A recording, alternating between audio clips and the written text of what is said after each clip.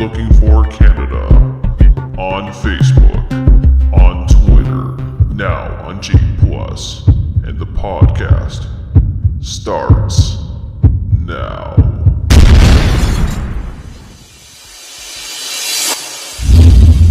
This is blasphemy.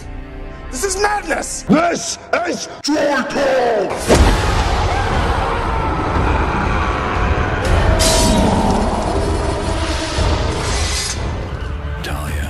What do you want? My father's dead. Raish. Assassins plan to take over Raish's organization. Raish Al Ghul has been retired. You may call me Deathstroke.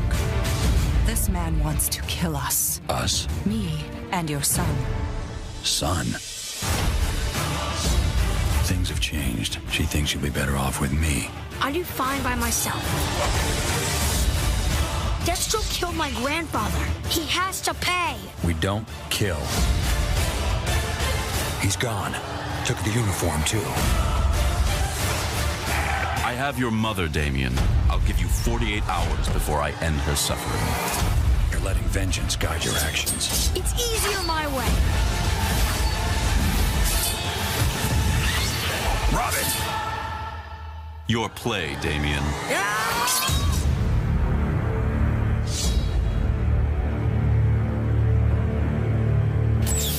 I'll drive. No. I know how. No. Welcome to the Droids You Are Looking For movie podcast. Yeah, I'm going to do one. And if that's a problem, well, what are you going to do? This week I'm going to review The Son of Batman, the Warner Brothers animated movie that recently, or has not come out yet, I'm not 100% sure. But I'm going to double check that before the end of this pod. I actually did forget. No one's perfect. But I think that, I was able to find the Blu-ray copy pretty quickly, and I was able to download it. And yes, I'm going to admit to you, I downloaded this film, and just to get you started, where the tone of this podcast is going to go, I'm happy I downloaded it. So with that said, let's get started. Storyline. Now, I'm going to try and keep this review spoiler-free as best as possible. I cannot give you a guarantee because there are certain things that I need to touch on for my critique that may give you some Easter eggs of the movie. Now, overall, the storyline takes place is that Ra's al Ghul is in the middle of an inner power struggle with another opposing clan. And during this time as well, he is still aligned with his daughter Talia al Ghul. And now we are brought into fold and found that she has a son named Damien. Now, Damien is the son of Batman and also the son of Talia, which is obvious. However, does Batman know at this point? No, he is not aware. Now, as the movie progresses along, Ra's al Ghul character, spoiler, dies. Does not make it to the Lazarus pit. Motherfucker gets whacked. It can't get any more stressed than that. Now, Talia, in the middle of battling and hunting down this rogue clan that is attacking her clan of the League of Assassins, she gives Batman control of Damien and to watch over him. During this time period, of course, Damien now becomes infatuated being the new Robin, and we also get to see a very poor plotted storyline.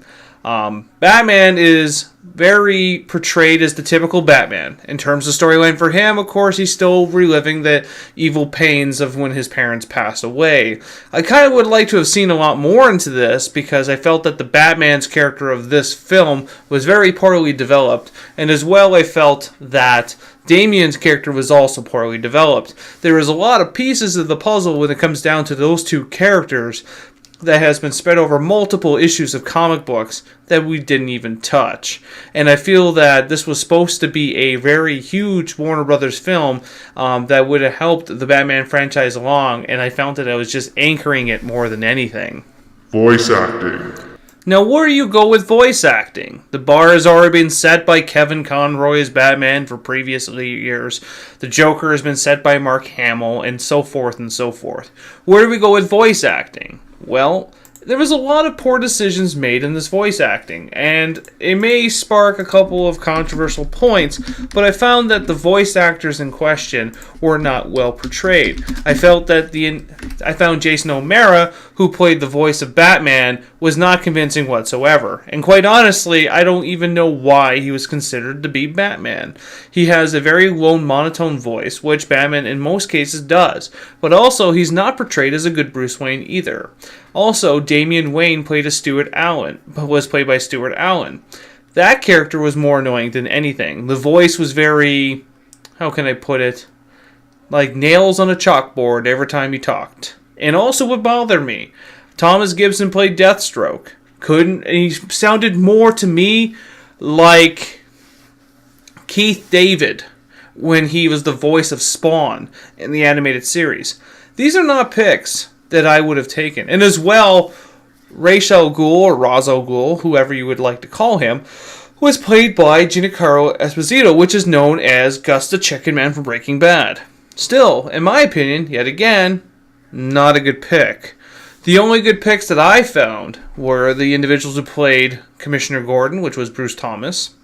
And as well, I found the individual who played Nightwing, Sean Mayer, was very well done as well. And obviously, the individual named Fred, I'm not going to pronounce your last name, played Killer Croc and did a fantastic job with that as well. However, I think the voice acting, especially with an animated film, needs to be at its highest peak.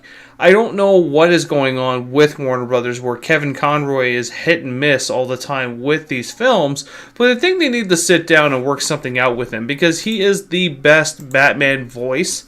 Will forever be the voice of Batman. No person in this world will pick up a comic book and hear anyone else's voice besides Kevin Conroy's. Presentation. It was a typical animated film. I found what was very interesting to me is that they incorporated massive amounts of gore. I know that Warner Brothers has always been on the fence of introducing gore into their movies as of late, as we've seen movies such as Under the Red Hood, which also had gore in it. But now we see Son of Batman, which incorporates in a child character named Damian, which is the son of Batman, and there is extreme amounts of gore. Now, for the adult-orientated audience, we could not give a fuck. However, if a child picks up this film, this is going to be an issue. We could keep it to the animated series level and never have to introduce guns, nor do we never need to kill a character to keep the same line that has been set over the many years. However, I found that the palettes that were used were typical and nothing really stood out differently as normal. I found that all the animation that was used was exactly the same that I've seen over the last 10 years. If I had to give anyone a tip of advice when it comes down to the animated series of anything, it's okay to break free and do something different. It's okay to be creative. Replay value. Really, in my opinion, and I know my opinion is going to be different from anyone else's, and I will always accept that, there is no replay value for this movie. I quite honestly hope that I never have to see it again, and if I do, I will claw my eyes out. I find that the movie was rather droll, as my friend Mark would say, and as well, I could not keep my interest in it. I found myself logging into my phone, checking my Facebook, playing my Family Guy Tap Out, rather than watching this film. And I'm able to still talk about the film in great lengths, because I wasn't paying attention, but it was very predictable. If Warner Brothers needs an opinion on what to do next, and before you make another Batman animated short, or any DC animated short to be exact, sit down, write a storyline that's going to encompass in many characters and good storylines. The story of Batman has been retold multiple times over the last 3, 4, 5 decades, but it's time to introduce something new. Yes, take this from a person who is a diehard Joker fan, and only accepts Mark Hamill as the voice. But I also like new things. And if you can incorporate in another design of the Batman, maybe even work on the infamous storyline of Thomas Wayne, who was a Batman in an alternate universe. Or there's so many different Batmans that can be done. If you want to go with the Batman route, it's okay. Go ahead and do it. You have a very loyal fan base, and they always want to see something new. It was nice to see Under the Red Hood because it gave you the perspective that everyone wanted to see. They wanted to see the creation of the Joker and how Jason Todd came the way he be. That was a gamble, but it paid off. But with that said, I hope my review helps out. So, my final score of this review would honestly be 5 out of 10. And the reason why I say that is because there is so much more we could have done with this film. And I felt that it was rushed along just to get out there. Especially with the character development of Damien. That bothers me a lot. This is the son of Bruce Wayne, and I felt like he was more of a nuisance than he was anything else. And I was almost begging as if the Joker would come to life yet again and put him down. But that's my opinion.